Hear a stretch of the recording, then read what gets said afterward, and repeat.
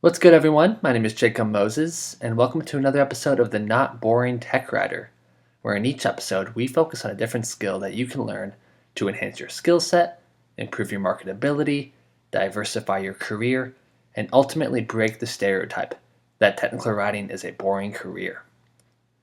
This episode's skill: branding your work. As a technical writer, you've likely not considered branding yourself in your work, and understandably so. Your documentation, no matter how masterful and easy to understand, often isn't associated with yourself. You don't get a byline, you don't get an image of yourself below the headline. Instead, it's just another piece of content created by the documentation team. However, that doesn't mean there's not value in creating your brand as a technical writer, and you can do so in ways that align with your philosophy and perspective of the industry.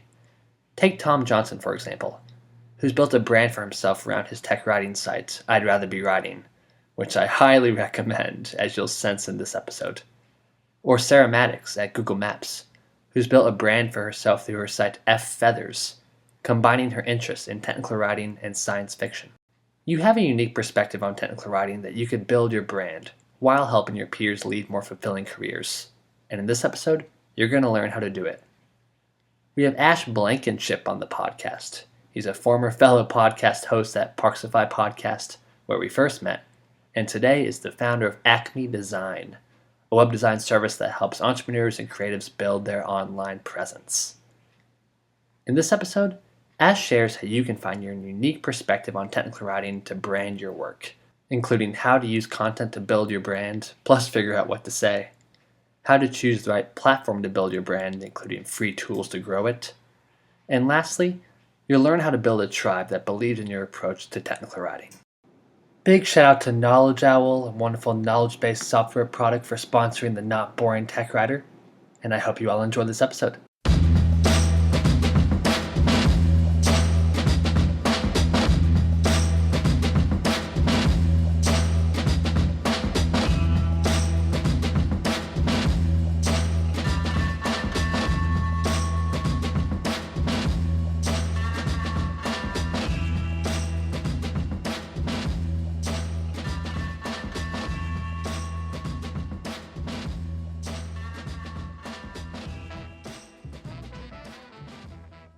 Hey there, Ash. What's going down?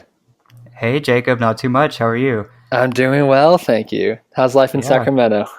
Oh, it's pretty good. It's getting hot here now already. So, uh, yeah, how are things with you? Things are going good. Just kicking it in Yeah. Denton, Texas. Nice Sounds sunny day good. as well. Good for nice walks around the block. During my day job, I work for an organization called Strong Towns, and a big part of Mm-hmm. my job is to converse with new and prospective members. We're a Mm-hmm. nonprofit, so our members are essential to the work that we do. And it was a great day just to call a bunch of them, put on my Luna sandals, and knock out calls. So I've had a nice little day Mm-hmm. so far, and happy to be chatting with you now. And Ash, this feels like a reunion of some sort. I mean, It we met does. for the first time. How long ago was that? Maybe 3, 4 years? Yeah, at least. Yeah. And I believe we met on Twitter. Is that right? I think we Um, initially corresponded on Twitter, and mm-hmm. then I was a fan of yours. I think you were maybe a few years into Parksify, and listeners, Mm-hmm. Parksify was a wonderful urban design site slash podcast that Ash ran, and I remember I was just getting involved in that urbanism scene, and big fan of your work. And I knew you were in LA. Mm-hmm. I happened to be in LA one weekend, and I think I just tweeted at you and like, "Hey Mm-hmm. man, like, want to get together?" Want to Mm-hmm. kick it and talk about this. And then we met at Pete's coffee shop in downtown LA and Mm-hmm. ended up doing a podcast together for several years. And now we're back chatting in the Not Boring Tech Writer. It's gone full Yeah, circle. it has. Yeah. It's like Very jumping cool. right back in from where we left off in a way. That's right. That's Yeah, right. That's wonderful. Super happy to have you on the podcast. We have a likewise. great skill to cover together, and Mm-hmm. that is branding your work. And Ash, I Mm-hmm. know this is what you're involved in now. You and I both have had a variety of professional changes the past several years, Mm-hmm. and I know now you're working on branding. Can you tell listeners a little bit what you've been up to these days? Yeah, absolutely. I think we've both been hustling a lot over the past few Uh-huh. years. So I actually have been doing website design and branding off and on for about 20 years. I got started with that when I was a teenager, and I used to stay up till 2 or 3 a.m. teaching myself how to code. And I started with HTML and CSS and some JavaScript and things like that. It's just been a passion of mine. And like I said, I've been doing it off and on just as clients come to me. And actually, just about a year and a half ago, I was not working full time, and I just happened to get two clients. And I thought, well, maybe this is just a sign from the universe that I should be doing this type of work. So I started doing it as a freelancer and ended up getting a few more clients and doing some more websites and branding for a nonprofit in LA, and then an actress actually in LA after that. And then I decided to jump into a business, and I created Acme Design, and I got my LLC back in October of last year, so October 2018. Awesome. And I'm still growing it, and I'm still helping some really great clients. We've got a new client that we've been building a website for, which is actually just launching this week. So I'm really excited about that and to get that out. But really, our focus is just about helping our clients succeed. Our target audience is small businesses, creatives, individuals who do side gigs, like a lot of your listeners probably do, and like I guess we both have in the past. And to try to just help them and help them gain momentum and help them build a stronger brand. And really, I feel like we can look back and judge our work by looking at our clients' successes. Yeah. So, for example, if our client makes more money off the website long term than we did getting paid to build it, then I think that's a great thing, and that's a big success, and that's what we strive for. I love it, Ash. And I've been following your work for a while, even back to the Parksify Hmm. days. Now you're doing Acme, and I'm really impressed. I mean, I remember whenever we were first talking about Acme, you had just launched this, and now I Hmm. saw a couple weeks ago you're talking about creative mornings. I mean, you're Hmm. doing excellent work, and really Thank really you. excited to hear the insights that you have to share with listeners today. I Yeah, of want to course. start with this conversation about branding. Hmm. We hear this term a lot, and we more so associate branding with maybe a product or a service, and not so much our own brand or branding Hmm. our work Hmm. as technical writers. Ash, I would love to hear your definition of brand, and why does branding Hmm. matter for a technical writer? Hmm. Yeah, and I really think it comes down to just personality in a way too. I mean, especially if it's an individual like a tech writer, for example, or someone doing creative work or a graphic designer. Your work is also your brand in a way too. Yeah. And we see that consistently with people who are doing creative work or even coding. Like our style basically is kind of created and formed over time. So when you look at graphics designers, and we look at some of them that are really popular today, and a lot of times you can actually look at it and say, oh, I know who did that, just by looking Yeah. at the style of it. So I think really branding comes down to a lot about who you are and how you present yourself. And I know there's like two sides to that, because there's like a good side, but then there's also like some people are wary about it because they think, Sure. well, a brand is should be different than what my personality is. But really, I feel like your personality comes through in your work, or it should, and that helps kind of define your brand.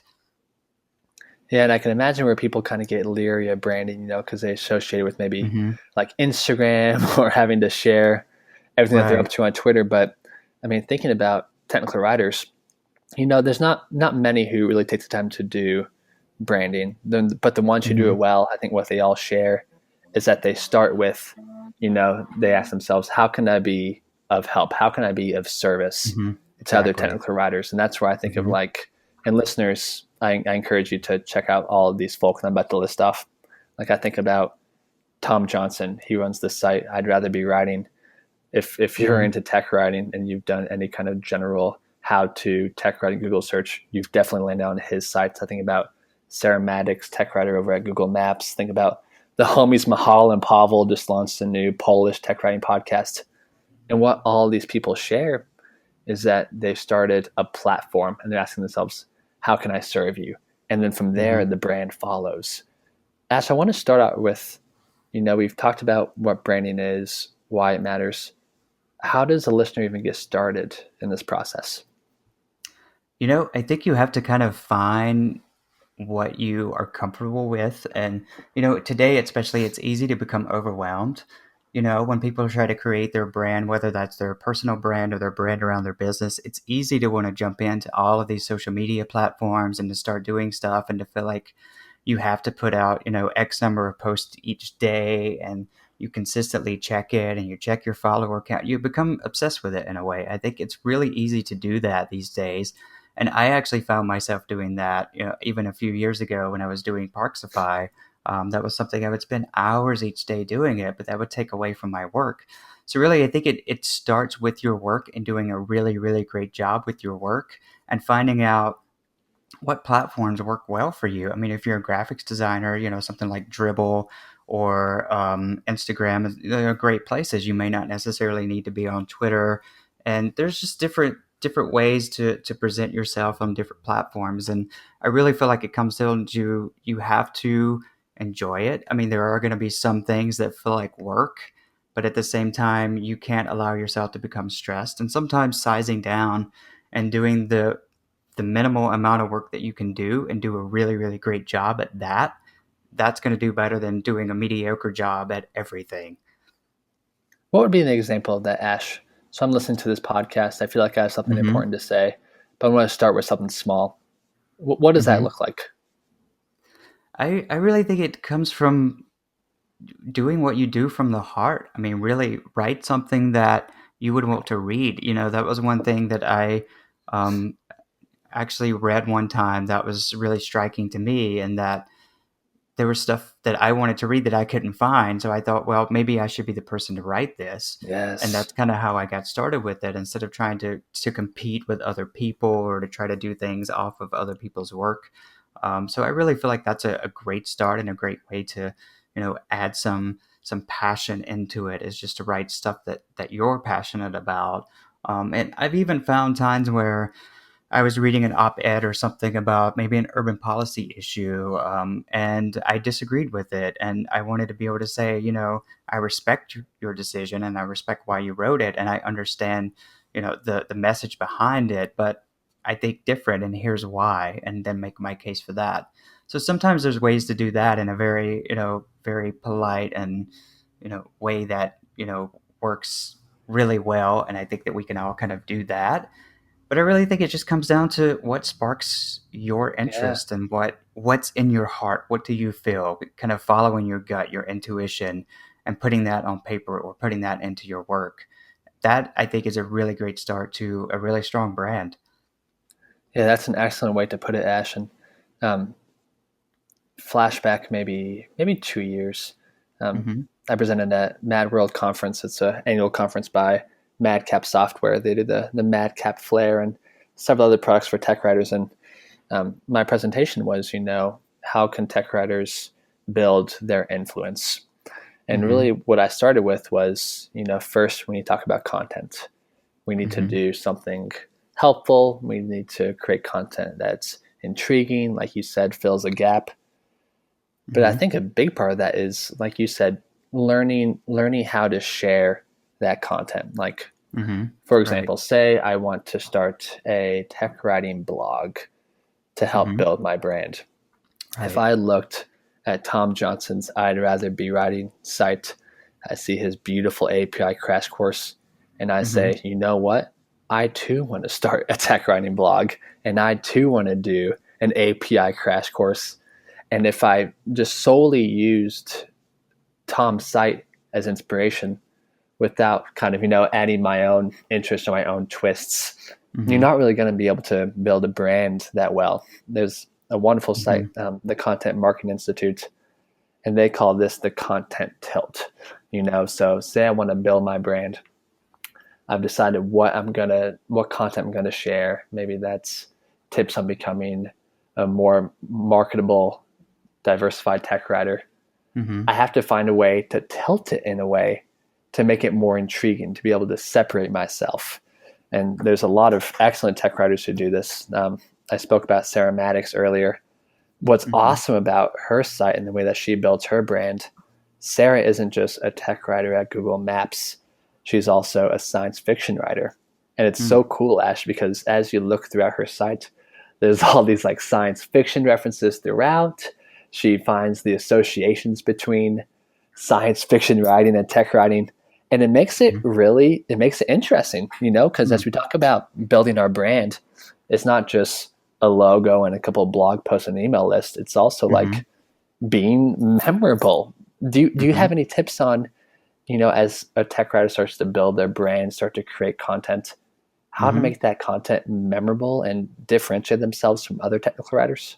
Yeah, absolutely. And I kind of want to, I just thought about something too about, branding and branding in a way that comes out into your work. And I thought about Kara Swisher. Yeah, And Kara Swisher is known for being tough. She asks tough questions and she pushes back. And so when a lot of people think of Kara Swisher, they think, oh, this lady's really tough, and that's in a way part of her brand. That's part of who she is. And that comes out and all of her work that I've seen. Um, and then there are some tech writers who focus on more financial things or like talking about unicorns and stuff like that. So I really think you have to find something that's part of your interests too. I mean, if you don't feel like you can be a Kara Swisher, and you shouldn't try to copy what she does, but find something that you're good at in your way. And I think that's kind of part of your personal branding, and that comes out as well. So I think that's a really great place to start, is to kind of do that. And I would say, you sometimes have to discover what you don't like by giving it a try. So you may have hmm. to, you know, because I've discovered that a lot too with my writing, even with Parksify, because sometimes I would write about certain topics that struck more interest within and opposed to the other stuff that I would be writing. That so I kind of had to learn, and you kind of have to go through. I remember there was one blog post I wrote, and it was called "Writing Through the Shit." And wrote that because you have to write a lot of shit before you can start writing good Sure, stuff, because you have sure. to discover your own interest and yourself and your writing style and your personality. And I really think that's true for all of our work. Even with website design, I look back now on some websites I created years ago, and I'm like, wow, that looks terrible. What was I Yeah, thinking? And I kind of feel like maybe even the stuff that I'm creating today, it could look terrible years from now, as design styles change and things change. sure. It's almost like clothing in a way, how you go through different phases and different styles that you go through throughout the years, and sometimes those come back later and kind of recycle. But I really feel like you kind of have to find your niche, really, in a way. And I even had to do that with Acme Design. So when I started, I didn't want to limit the work that we do with Acme Design, and I wanted to create websites on any platform, or custom websites, with custom code or WordPress or Squarespace or whatever. And it wasn't really working, and I had to figure out what was actually working. And we came up with the idea that, considering our target audience, we could do something very niche, something very, very small. So kind of going back to the minimal amount of work that we could do. So that's why our focus now, and this may change in the future as things change, but our focus now is simply building Squarespace websites Yeah. and working with email campaigns through Squarespace, which actually just launched an email campaign recently, and MailChimp. And when we put that together, the Squarespace website, MailChimp email campaigns, and a strong brand, we can really, really help our small business clients and our creative clients scale up, create platforms for really bringing in money and getting themselves out there more. That's the ultimate goal. So Ash, you introduced an interesting element to building a brand, and Mm-hmm. that's choosing, Mm-hmm. do I want to be a generalist or a specialist? So you talked Mm-hmm. about early on in the Acme days, you were probably willing to pick up whatever project you could get in relation to web design, Mm-hmm. but then as Mm-hmm. you kind of built your own skills, learn what kind of projects interest you, you realize that, hey, like my main focus is going to be email drip campaigns and websites built on Mm-hmm. Mm-hmm. Squarespace. And I Yeah. think that's something that a lot of tech writers struggle with as well. You Mm-hmm. know, Oh yeah. because a lot of the time we're generalists. We're Mm-hmm. expected to Mm-hmm. write to the end user documentation. We're expected to Mm-hmm. code. We're expected to add all the pretty arrows and numbered lists on screenshots. But Mm-hmm. I keep talking about Tom Johnson. I think he's the homie, and I have a lot of respect for him. So I'm going to bring something up again. Mm-hmm. He advocates for don't hesitate being um, the opposite of a generalist. For some reason, it's slipping my mind. A specialist. And I think that's a big part of branding too. Like, say you're in this weird niche in tech writing where you are exceptional at creating, I don't know, API docs Mm-hmm. for, I don't know, some kind of mapping software. Like, if that's your specialty and you choose to Mm-hmm. build an audience around that, sure, and maybe like a tenth of the size as opposed to creating more general brand. Mm-hmm.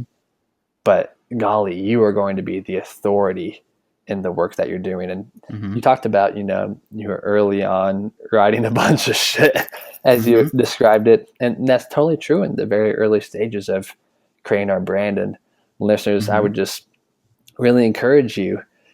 Anytime we talk about this, pursuing something new, trying to build a new brand, I always think of the same Anne Lamott quote, and I have it written on my desk. I refer to it every day, and I'll share it with y'all right now.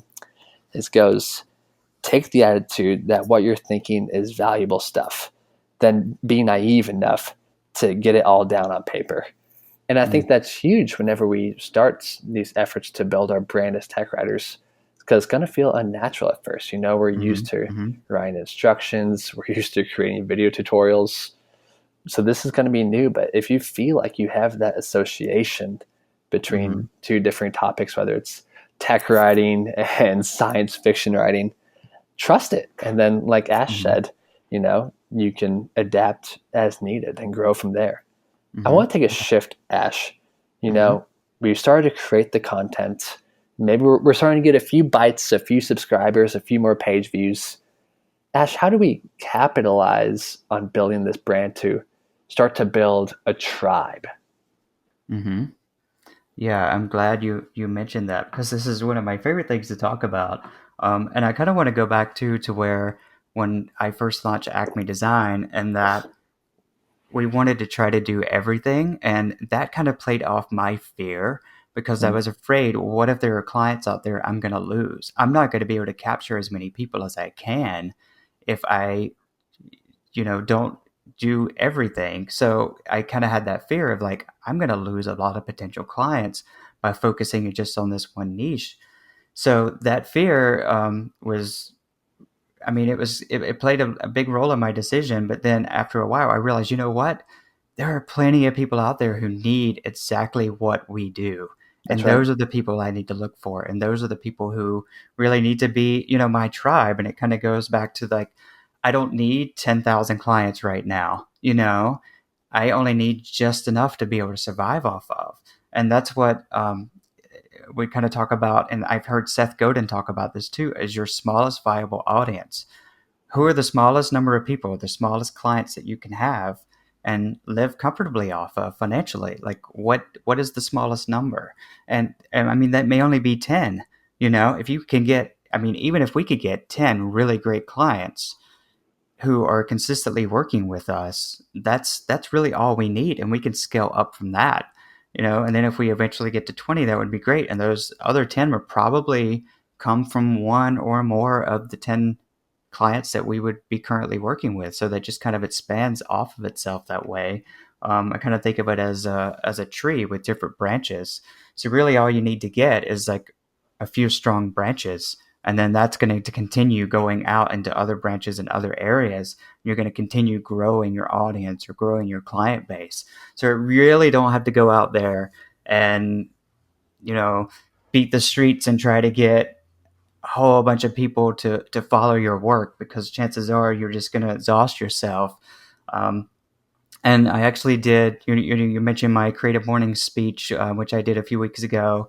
I also did one for 1 million cups, and with 1 million cups, there's a Q&A session at the end. And somebody asked me this question was that who is your target audience? How many people are you trying to reach, and what are you doing to try to reach everyone? And I said, well, I'm not trying to reach everyone, and this is why. And that's because I'm looking to just build that tribe and that smallest viable audience.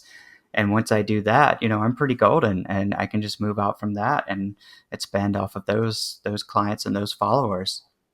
That's right. So, Ash, we can build a tribe to what you're explaining with Acme Design. In this Mm-hmm. instance, you're building a tribe to eventually sell a service. And that's something that Mm-hmm. tech writers can eventually do. After you build a tribe, you're sharing a bunch of helpful content. Maybe you start to sell. Mm-hmm. digital downloads, video files, whatever. But I also want listeners to understand, you can build a tribe around um, an idea or a philosophy and related to Mm-hmm. technical writing. Mm-hmm. Like what we're doing with the Not Boring Tech Writer. I'm not Mm-hmm. selling a product. I'm not selling a service. If you want me to do your API documentation, I really won't know how to. I've been out of the game for a bit. However, what I'm building a tribe around, Ash, is a philosophy, and that's Mm-hmm. that tech writing is not a boring career. Mm-hmm. And we do that through, as you know, in every episode, we cover a different skill that tech writers can learn to break the Mm-hmm. stereotype that technical writing is a boring career. So, Mm-hmm. listeners, as Yeah. you're pondering brand, what Ash is doing, I think, is end game. If I can build enough of a brand, if I can build enough of a tribe that they'll eventually want to buy something from me, Mm-hmm. awesome. I mean, again, Tom Johnson, if you're listening to this, you're wonderful. I'm sorry I keep talking about you, but you're a great example of building a brand and a tribe. I mean, through all of Tom's hard work, and he's been running I'd Rather Be Writing for, gosh, I mean, ever since I was in university, so at least 6 years. You look at Tom's website, and because of his hard work, because he's built his tribe and created a lot of helpful content, I Mm-hmm. mean, his sidebars are filled with ads of different technical writing companies. Mm-hmm. Yeah. And Yeah. I bet if we asked Tom, he would probably never tell us this, but with an email Mm-hmm. list of about, I think, 3,400 and I think a dozen ads on his homepage, I mean, we want to talk about making money off your brand. I bet Tom's pulling at least a couple thousand a month, Mm-hmm. if not Yeah. more. Yeah. And it's sort of from a pure place. Mm-hmm. We talked about what is branding. People get concerned because they might think it's just a facade and doesn't actually represent the person. That's not the case. And Mm-hmm. I'd Rather Be Writing's a great example of that.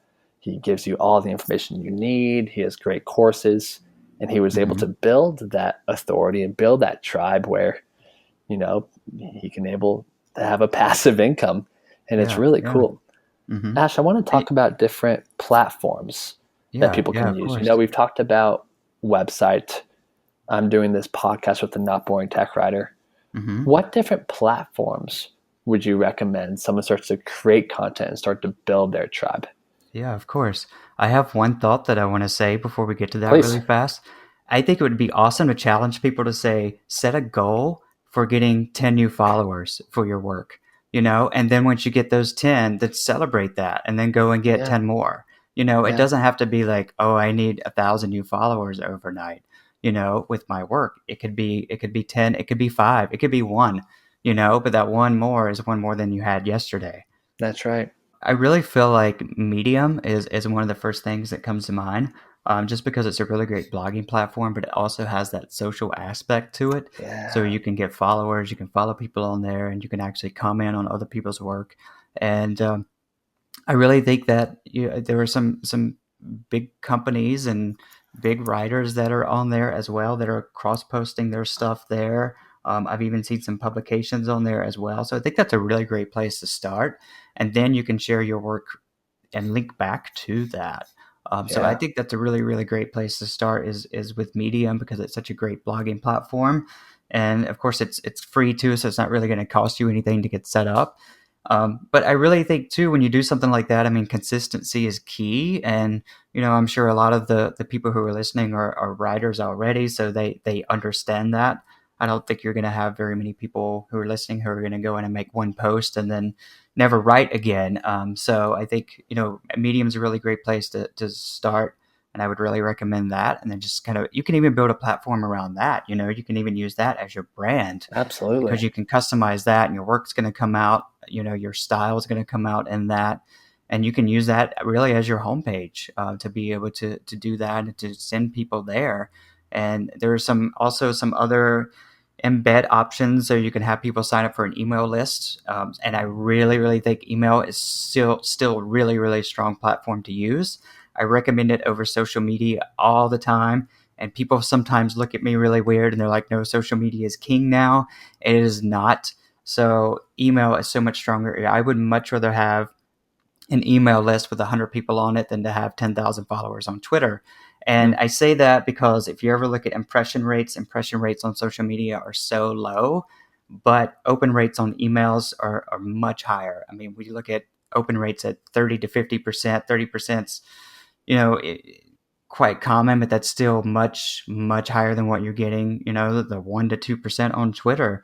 So I really feel like, you know, getting those. And then you have those people's email addresses. It's almost like having someone's phone number, and you can use that for years and years. So as opposed to social media where people drop on and off all the time, I really feel like email is king. And I feel like that's a great way to market and brand yourself. And that's also why we always push with our clients when they're coming up with a new website to utilize email campaigns and Yeah. to jump, you know, right from the start. Go ahead and start building that email list, because eventually when you get, you know, a large enough email list, you can maybe set a column behind, you know, or some writing that you did behind a paywall, and Yeah. then, you know, get people to sign up for it or something. Or you may want to sell something, or, you know, you may have a book that you've published. And I think that's awesome. And email is a really, really great way to get that message out.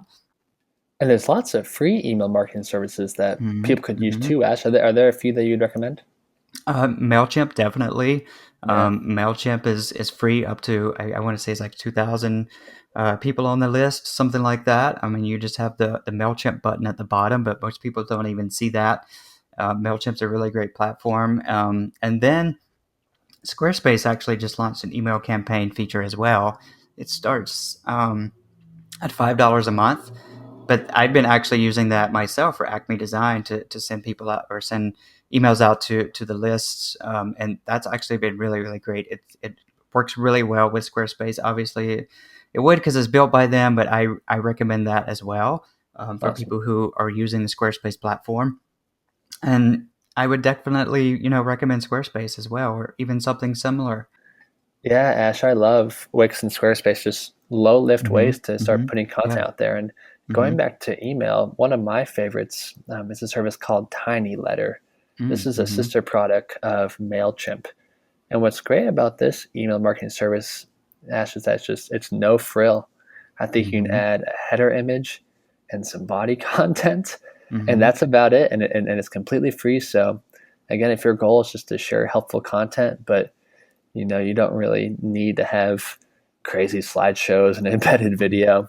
Tiny Letter is a great way to go. And I want to Hmm. talk about Medium some more. It was so funny that you brought this up, Ash. I talked about the presentation I gave at Mad World a couple years ago, Hmm. and I had a section about choosing the right platform to build your influence, and Hmm. I used Medium as an example, specifically your Parksify site. And Mm. like you, I'm a big fan of Medium for a few reasons. You mentioned how easy it is to create content. You already have a bunch of writers on Medium. You can share each other's content. But what I love most about it is the publications feature. And this kind of goes Mhm. back to what I said earlier about, listeners, when we're talking about branding, the end goal isn't always to sell a product. You can, build a Mhm. brand around, your philosophy around technical writing. What Medium does is that you can create a publication. So say, golly, what's an example? Say I wanted to create let's use the Not Boring Tech Writer, for example. I wanted to create a Medium publication about why technical writing is not a boring career. I Mhm. can invite my fellow tech writers to submit their articles to my publication to share their expertise and their Mhm. perspectives on why tech writing isn't a boring career. And then, that takes a lot of the content responsibility off of me. I'm able to curate other people's content to Mhm. help build my own brand. So if you're really early on in this process and you have this unique philosophy around technical writing, but you can't pull a Tom Johnson and create like 5 posts a week, this is a great low lift strategy to start to curate content, start to build that brand without committing 30 hours of your week to Mhm. create a bunch of content. So, I mean, that's for me personally, that's one of the several reasons I love Medium. And I'd encourage you to check out Medium and see if there's any existing tech writing publications up there. Maybe if you're just finding a way to, how can I share my ideas? How can I share my message? But you're not necessarily ready to build your own platform. See if there's an existing publication that you can Mhm. contribute to, and you'll be able to catch those viewers that are already following it. And maybe you submit 2 or 3 posts to this publication, people start, I don't know, are there still hearts at the bottom? How do you show likes on Medium? Is it still little Hmm. hearts at the bottom? I believe so, but they may have changed it. But Okay. yeah, I think you have a really good point. Yeah, people keep hitting those hearts and you're like, okay, like people are vibing with this. I can take that next step to, create my own WordPress site, create my own Wix or Squarespace Hmm. site. Hmm. Another just low lift strategy to share your perspective and again, Hmm. trust it. I mean, it's Yeah. it's it's weird Yeah. at first, but I mean, if you feel like you found a unique content tilt, your unique perspective on tech writing, please share it because we don't have, in my opinion, we don't have enough people doing so. We got Hmm. Tom Johnson, Sarah Maddox, Eric Holster, and the homies that write the docs who are doing a fabulous job. You use Hmm. these guys as motivation to start your own platform. And I mean, and I guarantee it, tech writing is a small enough sector where you're going to find two or three people who are into it. You're going to find what Hmm. Ash called that smallest viable audience. Hmm. No doubt about it. Well, Ash, Yeah. this has been an absolute joy. And I Hmm. want to take a moment to talk about, say there's a tech writer listening to this. They've started to build their brand and, they're getting really serious about this. Maybe they want to start monetizing Hmm. um, Yeah. their brand and their content. How can Hmm. Acme Design help throughout this process? Yeah, I mean, we love working with individuals and creatives and writers even to kind of work out, basically a plan. We never just want to say, oh, well, here's your website. It was great working with you and building this website, and you're off on your way. It's really about sitting down, having a conversation about what the goal is and what the vision and mission is that you want to do. And sometimes when we do that, we realize that they may be better off doing something else like Medium or something.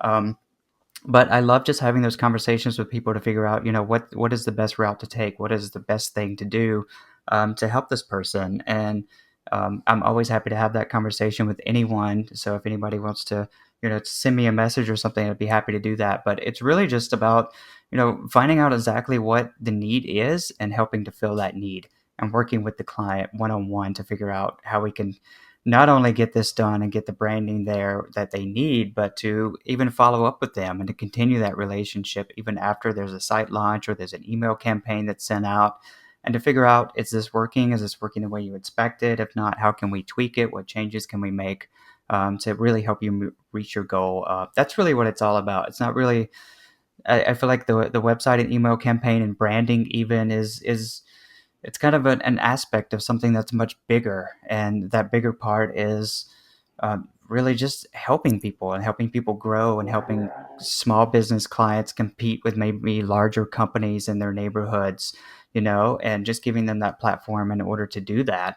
I really feel like if we can do that, then we've really hit the mark. Perfect.